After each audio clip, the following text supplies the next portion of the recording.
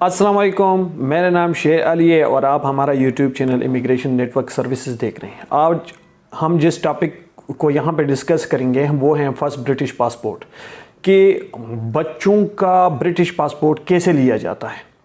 तो आज हम बहुत सारे टेक्निकल पॉइंट्स हैं इसमें, मुख्तलिफ़ किस्म के रूट्स हैं, मुख्तलिफ़ किस्म की टेक्निकलिटीज़ हैं, उस पर हम बात करेंगे, उसको हम डिस्कस करेंगे। तो हम स्ट्रेट फॉरवर्ड स्टार्ट कर लेते हैं कि वो पेरेंट्स जो कि नेचुरलाइज हो जाते हैं यूके में, और नेचुरलाइज में उनको ब्रिटिश सिटीज़नशिप मिल जाती है, वहाँ पे कि इमिग्रेशन रूट जो है वो पूरा करते हैं, फिर उसके बाद वो नेचुरलाइज हो जाते हैं। तो अगर उनकी नेचुरलाइजेशन से पहले के जो बच्चे हैं उनको वो तो ब्रिटिश सिटीज़नशिप नहीं कहलाएंगे, हालांकि वो डिपेंडेंट वीज़ा अप्लाई करेंगे, यहाँ से जाएंगे वहाँ पे इमिग्रेशन रूट 5 ईयर पूरा करेंगे, फिर उसके बाद उनको पासपोर्ट मिल जाने चाहिए।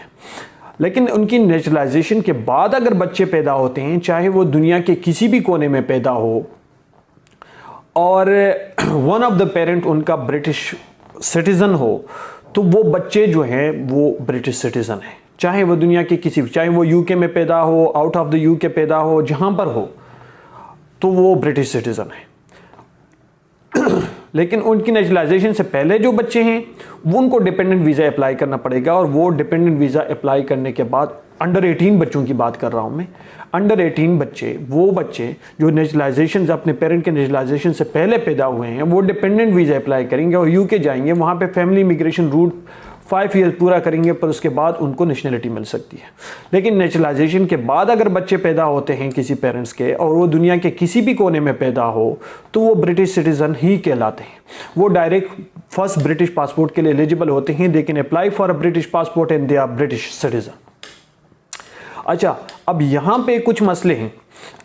कुछ मसले ये हैं, ये तो डायरेक्ट उन पेरेंट्स के लिए हैं जो नेचुरलाइज हो जाते हैं, जो कि खुद अपने बलबूते पे वहाँ पे एक इमिग्रेशन रूट पे उनको नेचुरलाइजेशन मिलती है और फर्स्ट ब्रिटिश और उनको पासपोर्ट मिल जाता है, वो ब्रिटिश सिटीज़नशिप हो जाते हैं। तो उनके बच्चों का क्या तरीक़ाकार है वो मैंने बता दिया।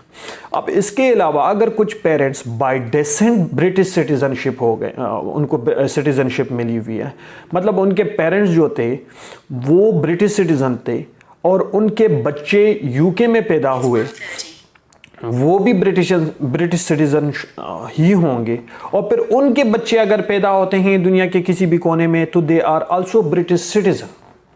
लेकिन यहाँ पे जो टेक्निकल मसला है वो ये है, अगर किसी पेरेंट्स के बच्चे आउट ऑफ द यूके पैदा होते हैं, मतलब दुनिया के किसी और कोने में पैदा हो जाते हैं, आउट ऑफ द यूके पैदा हो जाते हैं, और फिर उनको ब्रिटिश सिटीज़नशिप बाय डेसेंट मिलती है, मतलब अपने पेरेंट्स की वजह से मिलती है, और वो यूके चले जाते हैं, और फिर उनके बच्चे जो हैं वो आउट ऑफ द यूके पैदा होते हैं, दुनिया यूके से बाहर किसी कंट्री में पैदा होते हैं, तो according to the immigration rules वो ब्रिटिश सिटीज़न नहीं होंगे, वो ब्रिटिश सिटीज़न नहीं होंगे। लेकिन यहाँ पे कुछ एग्जम्पशंस हैं, वो ये हैं कि अगर पेरेंट्स जो हैं वो बाय डेसेंट ब्रिटिश सिटीज़न हैं, मीन के वो भी यूके से बाहर पैदा हुए थे और उनको फिर बाय डेसेंट ब्रिटिश सिटीज़नशिप मिली, और इसके बच्चे फिर बाहर पैदा होते हैं, तो यहाँ पे एक रिक्वायरमेंट फुलफ़िल करनी है, और फिर उसके बाद वो अपने बच्चों के लिए पासपोर्ट अप्लाई कर सकते हैं। वो रिक्वायरमेंट ये है कि वो अपने बच्चों की, अगर उन्होंने बच्चों की पैदाइश से पहले यूके में कम से कम 5 साल गुजारे हैं, बच्चों की पैदाइश से पहले 5 साल गुजारे हैं, 5 ईयर क्वालिफाइंग पीरियड्स उनके यूके में हैं, तो फिर वो अपने बच्चों के लिए MN1 की एप्लीकेशन करेंगे, registration as a British citizen, वो अप्लाई करेंगे, फिर उनकी रजिस्ट्रेशन आएगी एज अ ब्रिटिश सिटीज़न, फिर उसके बाद वो पासपोर्ट के लिए अप्लाई कर सकते हैं। अच्छा, पासपोर्ट अप्लाई करने के लिए और MN1 में दोनों में फ़र्क बहुत है। फर्स्ट ब्रिटिश पासपोर्ट उन लोगों को मिलता है, जैसे मैंने बताया, अगर पेरेंट्स जो हैं वो नेचुरलाइज हो गए हैं, उनके बच्चे यूके में पैदा होते हैं या आउट ऑफ द यूके पैदा होते हैं, they are British citizen, they can apply for the passport directly.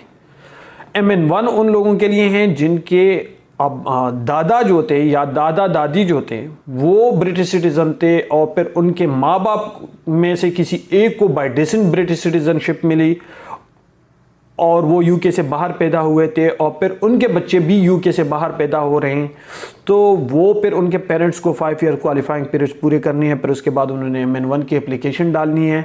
MN1 की एप्लीकेशन जो होती है वो registration as a British citizen की एक एप्लीकेशन होती है। वो भी पासपोर्ट की तरह सारी रिक्वायरमेंट्स उसकी होती है, लेकिन उसमें 5 ईयर्स क्वालिफाइंग पीरियड जो होते हैं उनके अगेंस्ट उन्होंने एविडेंस देने होते हैं। फिर वो रजिस्ट्रेशन सर्टिफिकेट आता है, फिर उसके बाद वो पासपोर्ट के लिए अप्लाई कर लेते हैं।